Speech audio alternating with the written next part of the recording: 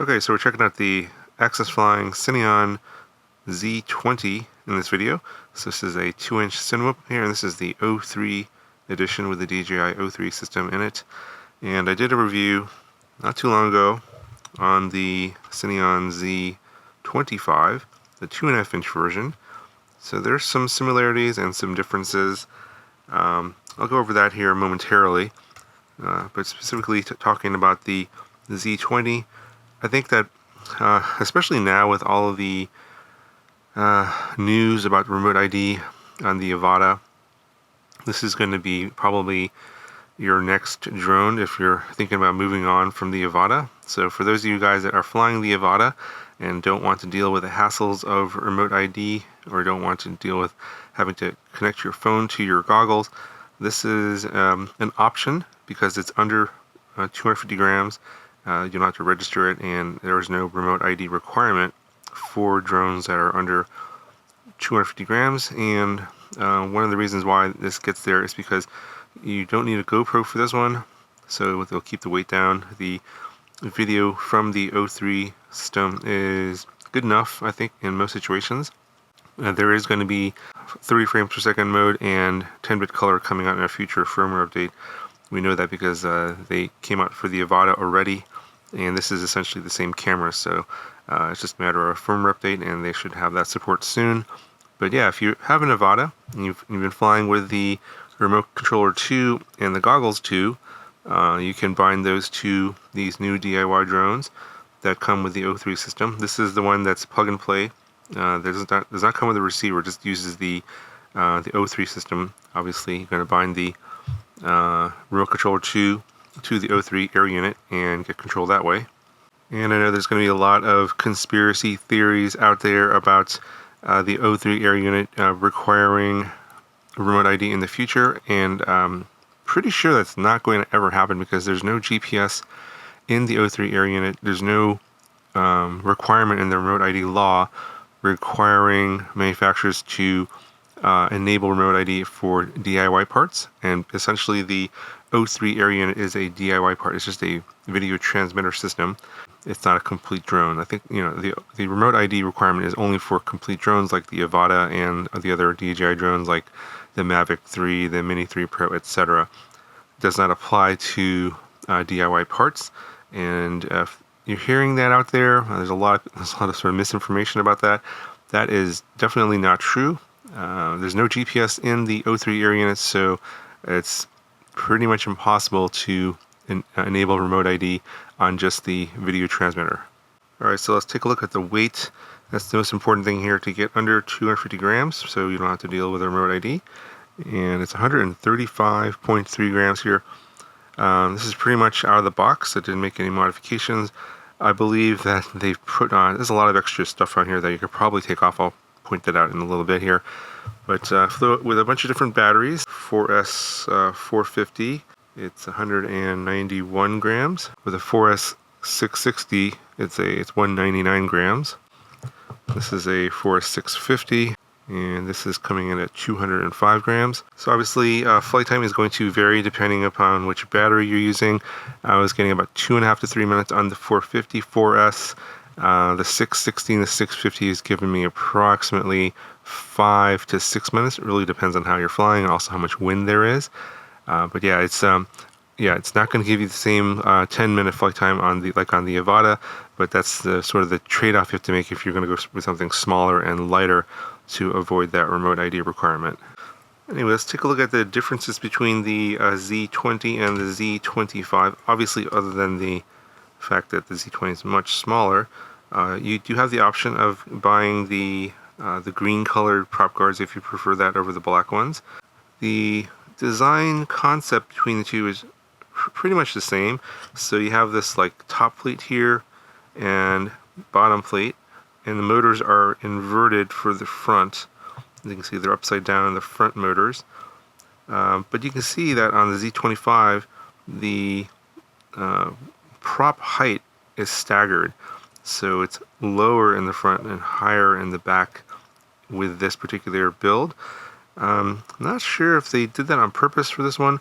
You can also see that the prop guard, the way it's like a one piece here, and it's going side to side in the Z25, whereas on the Z20 it's going front to back. You can see this little part here. So this is one piece here for the front to back, and you can see that they managed to get the prop level the same on both, even though the motors are inverted on the front. They're approximately the same, so you can use one prop guard front to back this way. So that is a bit of a design difference.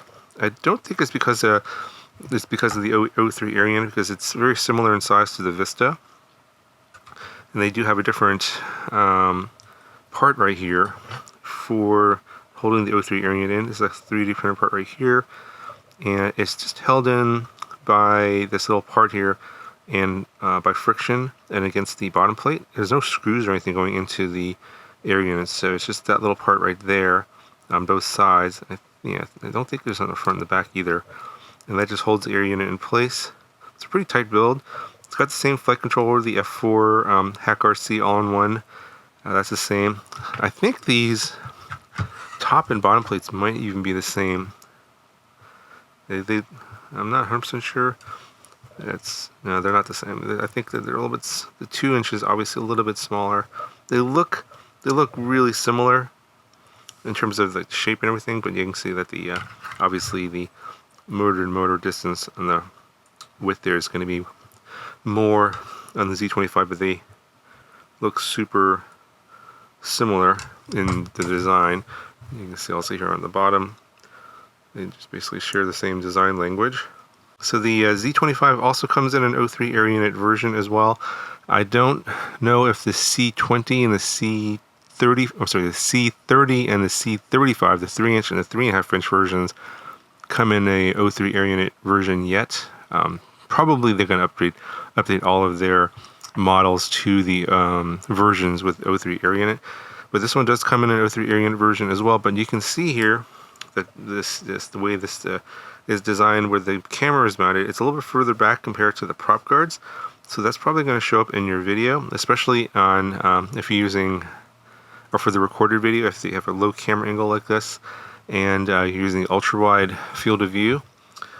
On the Z20 here, you can see the camera's more forward, and I was recording in ultra wide field of view with this camera angle, not a whole lot, and no prop guards are showing up in the recorded video, the 4K recorded video. So if you're looking for no prop guards in your recorded video, this is the one to get.